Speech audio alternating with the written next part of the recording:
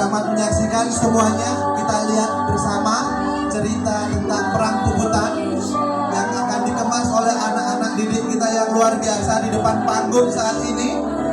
Silakan menyaksikan bersama bagaimana cerita perang Puputan yang ada di Bali. Mengisahkan tentang perang Puputan di Desa Bandaraya, di mana masyarakat Bali dipimpin oleh I Gusti Ngurah Rai dan pasukan tentara Ciumanara melawan tentara Nyeca yang dipimpin oleh Jenderal Kolonel yang ingin merebut tanah Bali.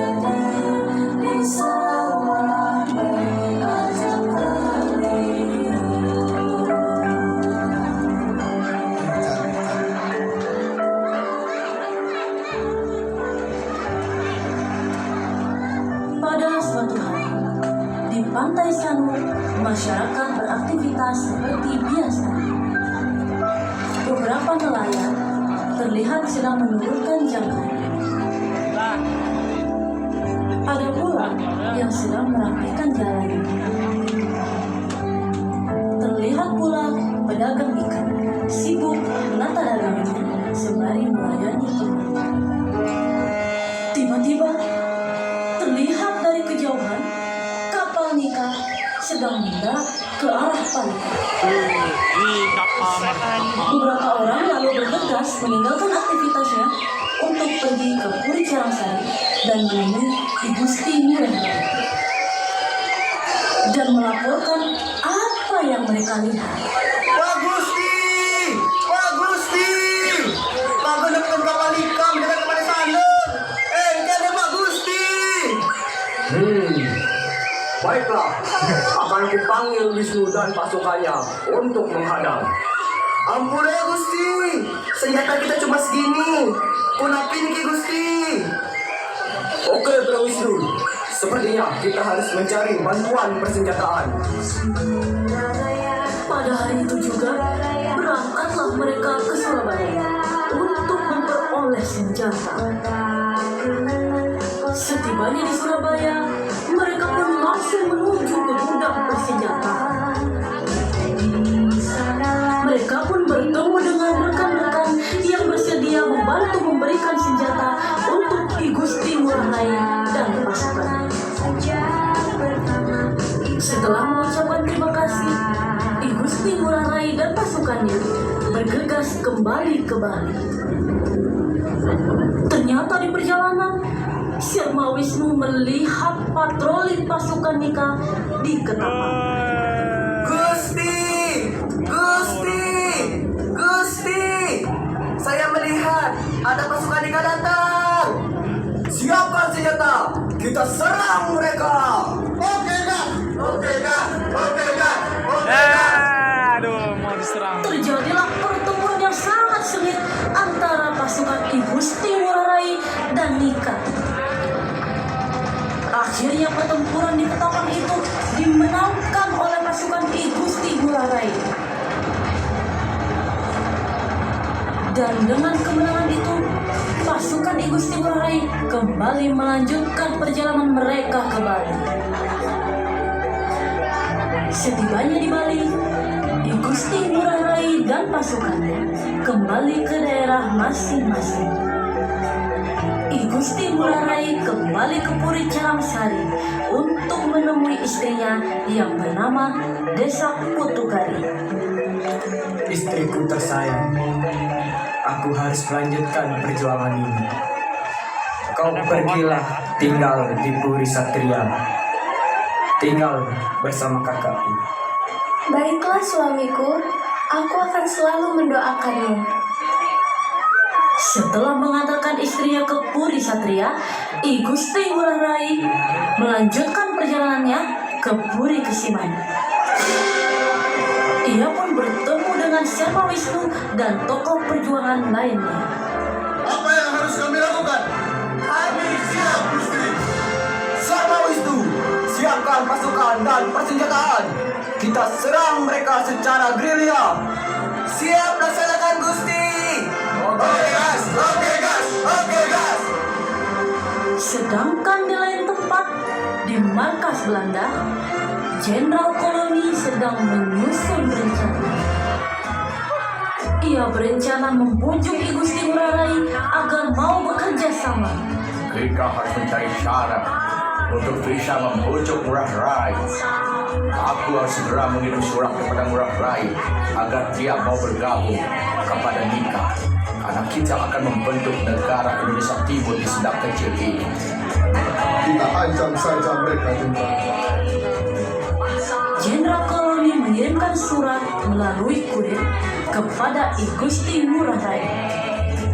Ketika I Gusti Ngurah Rai membaca surat tersebut, ia sangat marah. Apa-apa ini? Kurang ajar. Ada apa, Gusti? Apa yang terjadi? Mereka mengajak kita bergabung dalam pembentukan negara Indonesia Timur. Mereka pikir kita pengkhianat. No, tidak. I Gusti Ngurah Rai menuliskan surat balasan untuk Jenderal Koloni. Ia meminta prajuritnya untuk mengirimkan surat tersebut. Dalam surat tersebut, I Gusti Ngurah Rai menuliskan seperti ini. Soal perundingan kami serahkan kepada kebijaksanaan pemimpin kita. Bali bukan tempat perundingan dan saya bukan kompromis. Saya atas nama rakyat hanya mengendaki Belanda lenyap dari Pulau Bali. Atau kami sanggup dan berjanji bertempur terus sampai cita-cita kita tercapai. Pada malam hari, setelah mengirimkan surat kepada Jenderal Koloni, I Gusti Ngurah Rai memerintahkan para pasukannya, Ciwanara, untuk menyerbu Tangsinika di Tabanan. Di sana, mereka berhasil memenangkan penyerbuan tersebut. Di lain tempat, Jenderal Koloni naik pitam setelah membaca surat balasan dari I Gusti Ngurah Rai. Ditambah lagi, mendapat kabar bahwa Tangsinika di Tabanan berhasil dilumpuhkan oleh I Gusti Ngurah Rai dan pasukan. Overall, mereka berhasil merampas senjata-senjata kita yang ada di Tabanan. Ayo, kita serang balik malam hari ini juga. Siap, Jenderal!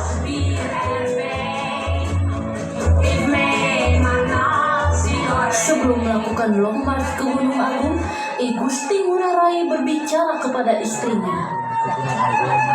Istriku tercinta, ada apa? Kenapa kau gelisah? Maafkan aku, Bli. Perasaanku tidak enak. Jagalah dirimu baik-baik. Tenanglah istriku, jaga juga dirimu dan kandunganmu.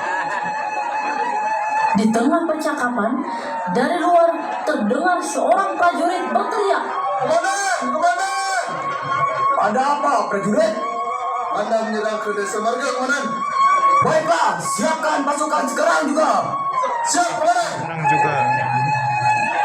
Setelah prajurit itu keluar, I Gusti Ngurah Rai melanjutkan pembicaraannya bersama istrinya. Apa kamu yakin, Bli? Beli yakin sayang, kita harus bisa mempertahankan kemerdekaan ini demi anak cucu kita nanti. Setelah mengecup tangan istrinya, I Gusti Ngurah Rai pergi bergabung dengan pasukannya. Sesampainya di markas, I Gusti Ngurah Rai memberikan semangat kepada pasukannya untuk mengalahkan Belanda. Siang harinya, 20 November 1946, I Gusti Ngurah Rai dan pasukan Ciwanara melakukan long march ke Gunung Agung. Namun, sesampainya mereka di Desa Margo, serdadu Belanda ternyata sudah menunggu mereka. Pasukan Ciwanara dan serdadu Belanda berseru. Ayo, serang mereka. Oh, serang! Yo, serang, yes! Serang, tuh. Serang mati. Oh, tuh, biar sampai mati, tuh. Yes. Ya, mati, baru mati. Terjadilah pertempuran darah antara pasukan Ciwanara dan serdadu adu Belanda. Karena jumlah yang tidak seimbang dan persenjataan yang minim, pasukan Ciwanara kalah dalam pertempuran tersebut. Para penonton, perang puputan Margarana tersebut adalah sejarah penting sebagai tonggak perjuangan rakyat Indonesia melawan tentara kolonial Belanda.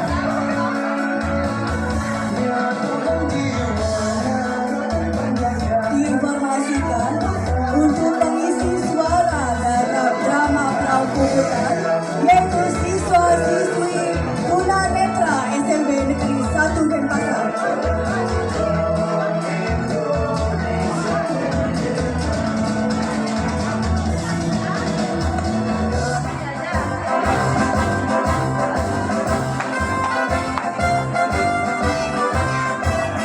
Merdeka, merdeka, ayo.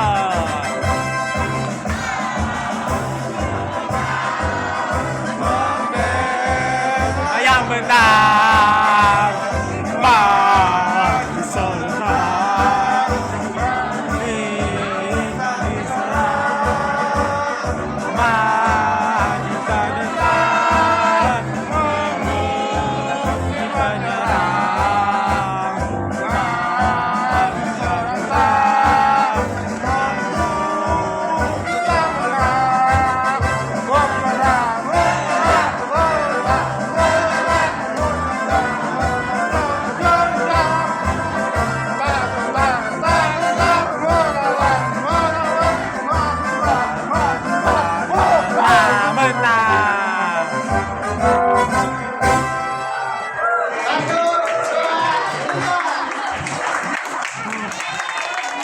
Oke, tepuk tangan yang meriah untuk teman-teman anak didik kita semuanya dari Project V5. Wah, sangat luar biasa ternyata Bapak Ibu, dikemas secara secara luar biasa.